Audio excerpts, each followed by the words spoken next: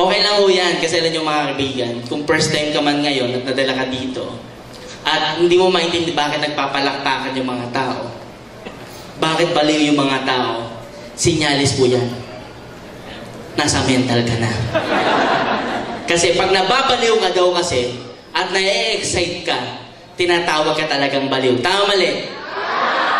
Kasi yung mga taong yumaman daw po, at naging successful sa buhay nila, ito yung mga taong baliw talaga kung tawagin sa mundo natin.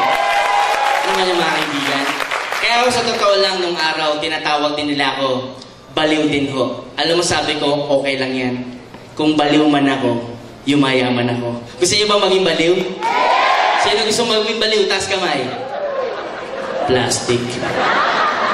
Yung gusto maging baliw, tumayo! Halata. Sabi na, ano na yan? Nakuha niyo po? Kasi alam niyo mga kaibigan, kailangan talaga baliw ka. Kailangan aggressive ka. Nakuha niyo po? Mga kaibigan, ano bang dahilan bakit ang tao tumatayo tuwing umaga? Ano bang dahilan bakit ang tao kahit pagod, kahit puyat, kahit nare-reject, kahit pinagtatawanan, aggressive pa rin, tuparin ang pangarap niya? Alam mo bakit? Kasi ikaw mismo gusto mong makalayo sa buhay. Maraming tao, sa totoo lang po, nalulungkot. Bakit siya mayaman? Bakit siya asensado? Bakit siya tumama? Bakit ako hindi? Alam mo mga kaibigan, tandaan mo, hindi ito mahalaga kung anong sitwasyon mo sa buhay. Ang pinakamahalaga, kung ano gusto mong maging pagdating ng araw. Okay lang yan kung saan ka nanggaling, kung anong sitwasyon mo. Ang pinakamahalaga mga kaibigan, gaano ka kagigil, baguhin ang sitwasyon mo na kinalalagyan. Yes. Mga kaibigan, kung babalik tanawin ko lang ang pinanggalingan namin bago kami nagsimula at bago kami nakarating dito sa sitwasyon namin, baka sasabihin mo mga kaibigan, lamang kapang dihamak kung saan kami nagsimula. Nakuha mo yun? Pinipigilan kami tumuloy sa gusto kong puntahan. Pero alam mo, sabi ko, okay lang yan kung hindi ngayon. Kasi bukas, siguradong tatamaan ko na yan. Alam mo ba mga kaibigan, halos araw-araw sa sitwasyon ko, hindi ko alam kung matutupad ko pa yung gusto ko. Pero one thing in my mind, ito yung gusto ko. Sabi ko nga kay God, pag natutulog ako sa gabi, sabi ko, Lord, ano po ba talagang dapat kong gawin para magbago yung sitwasyon ko? Ano yung dapat kong gawin para makuha ko yung gusto ko? Alam mo, sabi ko, parang pinipigilan na ako ng sitwasyon. Pero alam mo, sabi sa kanya, bago pumikit, Lord, kung ayaw mo man, gusto ko pa din. Tutuloy pa rin ako, kasi ito talaga yung gusto ko. Alam mo yun, everyday, lahat ng gusto kong puntahan para makuha ko yung gusto ko, parang ang labo-labo, parang hindi siya matutupad. Pero mga kaibigan, maniwala kayo sa akin, basta yung pangarap mo na yan, hawak mo sa puso mo, at nalalalagay sa katawan mo, maniwala ka sa akin, huwag ka lang bibig.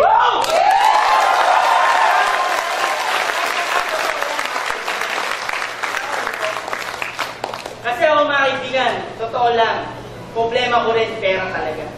Everyday, problema ko pera. Alam mo na sinulan namin itong company na to, GPRS, and nagkaroon ng UPS. Yes, si Jenny, tayo ka pare. Yan tao na yan, pogi lang siya. Kasi ako cute. Palakpakan nyo nga. Kasi Larry, tayo ka Larry. Yan, kalbo na. Kagagawa ng program. Palakpakan niyo po. Kaming tatlo po nagsimula ng company. Nako niyo po. Sige po na kayo. Nakakaagaw siya na kayo eh. Alam mo yung mga kaibigan, yung huling pagmamarket namin ni Sir Jelly, alam mo, pauwi na kami. Inikot namin yung buong Nabaliches na yan. Talagang nilakad namin, binaybay namin yan. Wala kaming na-close. Sabi niya, pre, uuwi na ako. Oo nga, uuwi na tayo. Sabi niya, may pera ka ba dyan? Sabi ko, meron, 500. Nasaan? Nasa ATM, withdrawin mo. Sabi niya, pag na-withdraw, wala na matitira. 200 lang kunin mo, gago. Wala na akong pera. Siya mismo umaayaw na. Alam mo, sabi ko sa kanya, pare, ngayon pa lang ako titira, ayaw mo na. Imaginein mo ang response ni God. Pag talagang determinado kang makuha ang gusto mo. Grabe. Instant po. Instant yung reply ni God. Kaya tandaan mo, pag parang imposible, pag parang hindi na totoo, pag parang walang nangyayari, dapat lalo kang tumuloy. Kasi ibig sabihin, sinusukat ka na ni God kung deserve mo ba yung pangarap na sinisigaw mo.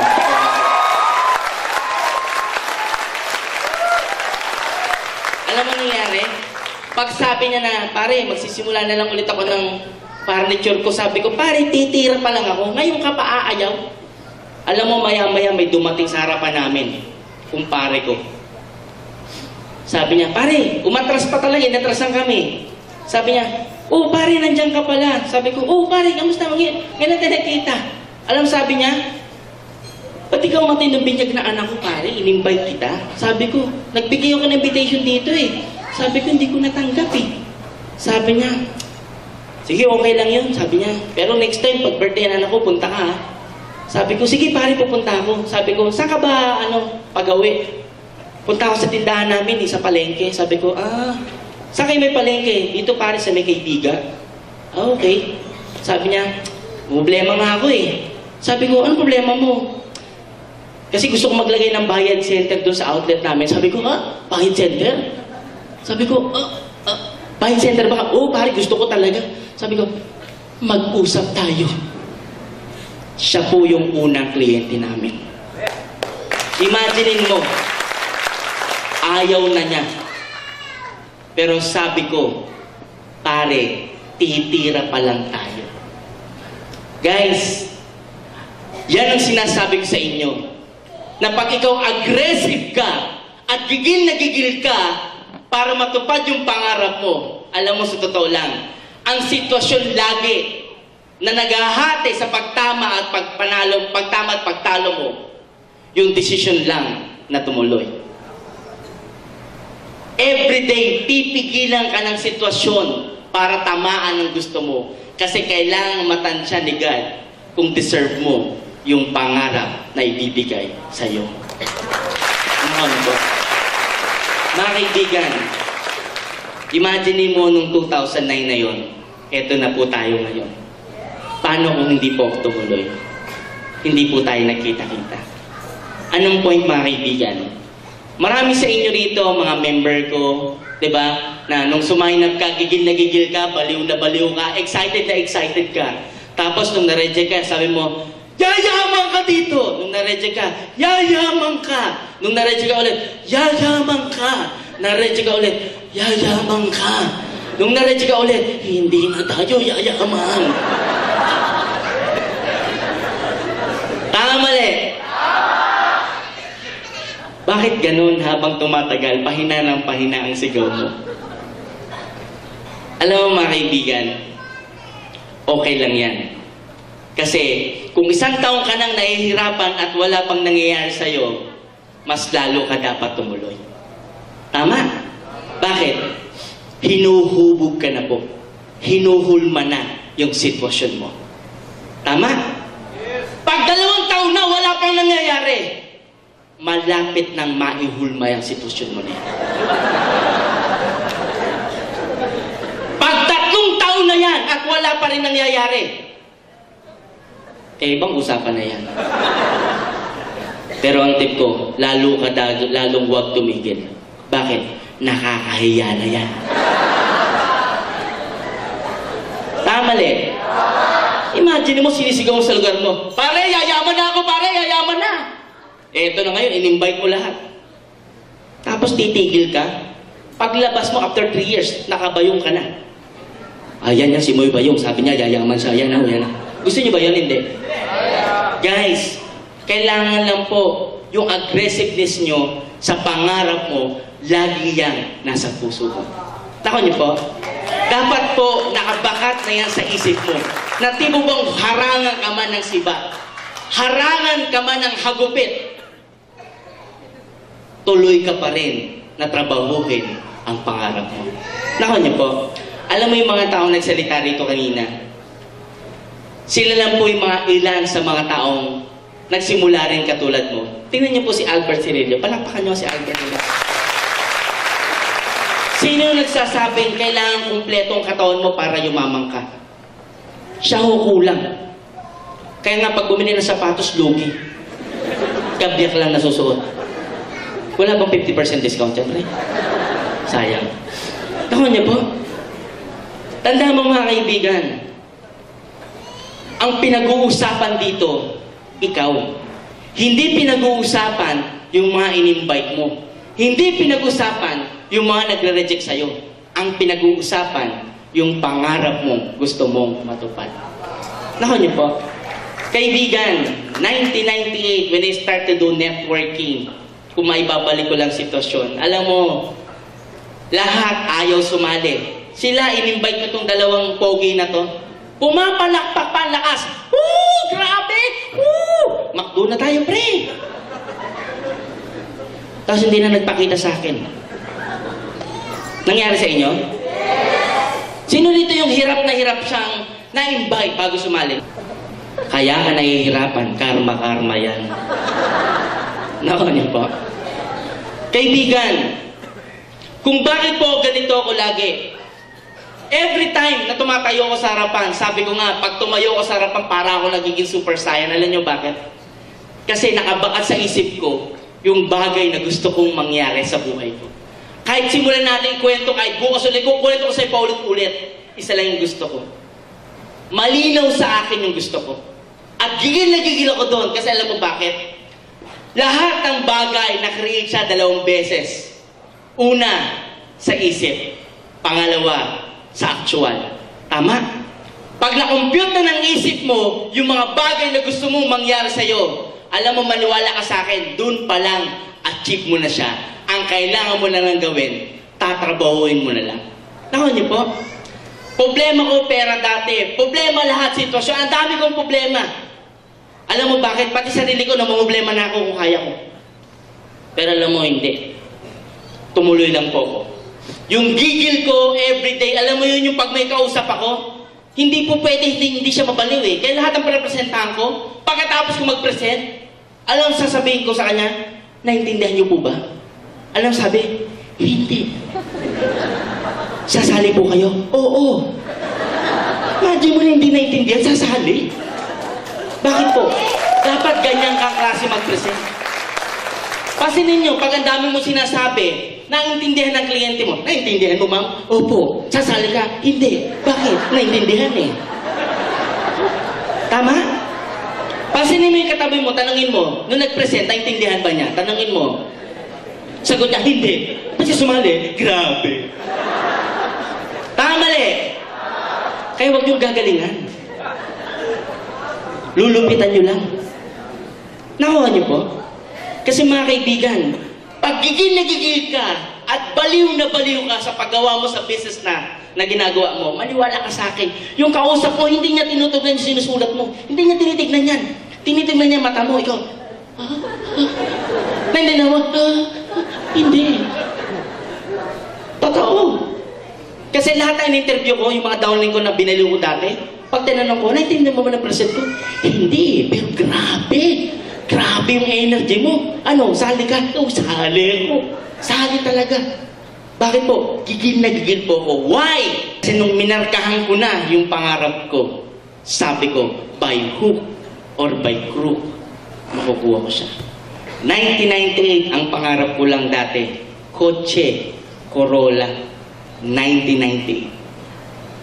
After 1 year, na-achieve ko siya. Alam mo, ang matindi pala, pag sinimulan mong tumupad ng pangarap mo, pag nakuha mo yung isa, yung mga susunod, simple na lang. Simple na lang. Maniwala ka sa akin. Alam mo bakit? Kasi yung pangarap ko ng 1998, ngayon po, hindi ko na pangarap. Bakit po? Iba na yung pangarap ko. Ang goal ko lang dati mag 1 million. Ngayon po, ang goal ko na maging bilyonaryo po, mga kaibigan. Tanong, pag ako naging bilyonaryo at kasama ko kayo, ano ang tawag sa inyo? Ayaw niyo bang sumama sa pag-agos ng tubig? Sabi nga nila, pag ang pila ng baso natatapunan ng tubig at napuno ang puno, anong susunod na mapupuno? Yung mga baso. Kaya dapat, kung nasa puno ng baso ka, huwag kang papayag na maging pangalawa, pangatlo, pangapat. Pilitin mong nasa pangalawang baso ka lang. Ama, sino yung mga tao na yun? Gusto niyo bang malaman kung sino yung mga tao na sa pangalawang baso lang? Gusto niyo malaman kung sino yun? Ito yung mga taong walang pakialam sa gabi, walang pakialam sa umaga, walang pakialam sa sitwasyon, walang pakialam sa panahon. Ang gusto lang itong tao na to, trabahuhin, hagupitin yung pangarap niya sa buhay. Ano ba? 7 reasons, 7 steps on how to maintain your aggressiveness to achieve your dreams in life. Number 1, the law of clarity. The things or dreams you want to happen in your life. Alam mo yung tipo bang pag clear na clear sa mind mo, yung gusto mong mangyari sa buhay mo, maniwala ka sa akin, kahit saan ka tumingin, yun ang nakikita mo. Kahit saan ka tumingin, yun ang nakikita mo. Bakit po? Malino na malino sa mind mo, yung gusto mong mangyari sa buhay mo. Sino rito yung mga tao na in love? Yung first time nilang ma-in love? Nagturo pa, ay, siya. Nung first time mong na-in love, sino nakikita mo sa bawat corner ng buhay mo? Sino? Di ba katatingin mo? Siya talaga. Tama mali. Doon sa mga babae, nung first time na in love, clear na clear yung gusto niya. Sabi ng nanay niya, huwag kang makipag-date kay Jose. Malinaw? Opo, Daddy.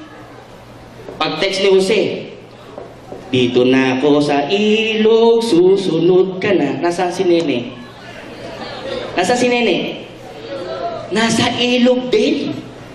Bakit po? Malinaw na gusto niya si Jose. Guys, pag ikaw nangarap, parang pag-ibig din yan. Dapat malinaw sa mind mo yung gusto mong mangyari sa buhay mo. Harangan ka man ng sibat. Harangan ka man ng nanay mo. Anak, magtakip ka na ng tenga. Naku niyo po, bakit mga kaibigan? Ganun dapat kalinaw. Tingnan mo si Bill Gates, si Steve Jobs, itong mga tao na to na tinatawag ng mga baliw.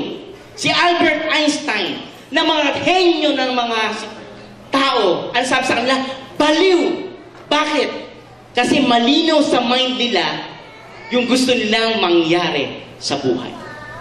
Kayo mga kaibigan, kung ikaw ngayon, pag na-reject ka, tinawanan ka, nagiging shallow, nagiging malabo yung tingin mo sa pangarap mo, mga kaibigan, lumalayo ka sa pangarap mo. Dapat ngayon pa lang. Kaya sabi nga nila, di ba? Kailangan meron kang clear picture. Kung hindi mo kayang imagination, lagyan mo siya ng larawan. Dapat lagi mong nakikita. Araw-araw, pag na-reject ka, tignan mo lang siya. Pag na-depress ka, tignan mo lang siya. Bago ka matulog, tignan mo siya.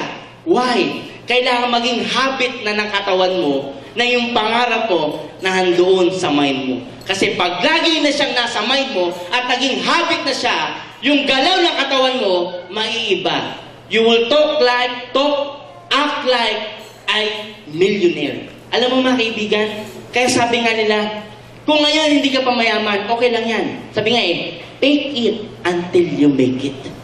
Tama? So ngayon pa lang pag tinanong ka, tapos sabi mo, kamusta ka na? Eto, mayaman. Libre ka pagsali mo. Diba? Kasi marami kinakabahan. Tandaan mo, dun pa lang sa alam mo na pwede kang yumaman, lamang ka na sa tao sa labas. Lamang ka na. Alam mo bakit? Yung mga tao sa labas, alam lang nila kumita. Kayo ngayong nandito sa room na to, alam niyo na pong yumaman. Ano niyo po? Law of focus. Kailangan nakapokus ka. Pag yung pangarap mo, gigil ka na, na-install na yan sa mind mo, dapat focus ka na. Huwag yung pabago-bago ka. Hindi pwedeng iibahin mo lagi yung goal mo. Hindi pwedeng iibahin mo yung gusto mo. Kung ano yung gusto mo, yun na dapat yun. Trabahuin mo na talaga siya. Kahit anong mangyari. Harang ka man ng kahit ano, maghirap man ang sitwasyon mo, okay lang yan. Alam mo bakit? Maraming taong bago yumaman. Talagang grabe ang dinaan ng sitwasyon sa buhay. Ang importante, nung sinet mo na sa mind mo, yung gusto mong marating, focus ka na doon. At willing kang trabahuin yun, whatever it takes. Malinaw po? Law of intensity. Ano yung sabihin mga kaibigan? Dapat gigil na gigil ka everyday. Dapat kitang-kita sa iyo yung energy mo na talagang desperate ka na ma-hit or makuha yung pangarap mo sa buhay. Nako niyo po, kasi maraming tao, alam mo, sa totoo lang, parang silang hot bath. Alam mo yun? Yung ngayon mainit, bukas hindi. Meron ba kayo nakita na tubig uminit ng patay sindi? Kumulo? Meron wala? Wala. Anong punto mga kaibigan? Dapat araw-araw, pagising mo sa umaga, excited ka na. Pag may usok kang kliyente, excited ka na. Bago ka matulog, excited ka pa din. Sabi sa akin, Pres, paano ka naman ma-excite kung wala kang pera? Alam mo, sa totoo lang, lalo ka dapat manggigil. Bakit? Kasi wala kang ng pera. Alam mo ba dati pag umahato kami sa out of town, sinasabihan ko na yan sila Nams. Sabi ko, Nams, hindi tayo pwedeng umuwi rito na wala tayong pay-in. Bakit? Pamasahe lang yung dala ko. Papunta lang to. Pag hindi tayo nakapagpa-pay-in, hindi na tayo makakauwi. Kaya sabi niya sa akin, Pres, maraming sabugan dito. Maraming rito, ng bobomba. Sabi ko, wala akong pakialam sa bomba. Ang pinapakialam ako, pay-in. Kasi pag wala akong pay-in, hindi ako makakauwi. Bakit? Mas malakas ang bomba sa bahay namin. Sabi ko, ay tirahin natin yan, Pres. Yan sila Kalay. Tanong mo kila Kalay. Tayo ka nga Kalay. Yan. From Tugigaraw. Alam nila ang sitwasyon namin nung nagsimula. Grabe po. Yan yung palakpakan yung hapo yung tao na. Yan yung mga tao kasama ko nung nagsimula kami. Na alam mo yun na ang pinangahawakan lang nila nang tumaya sila sa akin. Alam mo kung ano? Yung vision ko. Nasabi ko, ito yung mangyayari sa atin. Alam mo, everyday po mga kaibigan, sabi ko nga sa mga member ko, sa mga coaches ko, alam mo, hindi ko maintindihan kung saan nanggagaling tong energy ko. Every time magtutok ako sa harapan. Kasi alam mo bakit? Na-install na sa mind ko, sa katawan ko, yung gigil mga kaibigan. Kasi alam mo bakit? Nakuha ko na ng minsan, uulitin ko na lang ulit. Kaya doon sa mga first time na ina-achieve yung mga pangarap nyo, at ikaw ay nare-reject, at ikaw ay nade-depress. Alam mo mga kaibigan, ang tip ko sa inyo, do it every day. Make it a habit na excited ka lagi. Pag na-immune ka na dyan, maniwala ka sa akin, kaya wala kang pera, kaya lagi kang kapos, kaya lagi ka nare-reject, maniwala ka sa akin. Tuloy-tuloy yung excitement level mo dyan. Ito matindi. Pag nakikita ng mga kliyente mo, ng mga prospect mo, ng mga ini-invite mo, na hindi na sila sumama, excited ka pa rin. Hindi na nga sila nag-join, baliw ka pa din, humahato ka pa din. Alam mo itong matindi, sila na ang mababaliw ka iisip sa'yo. Alam mo bakit? Kasi nagtataka na sila, wala nang sumali, hataw ka pa rin ng hataw.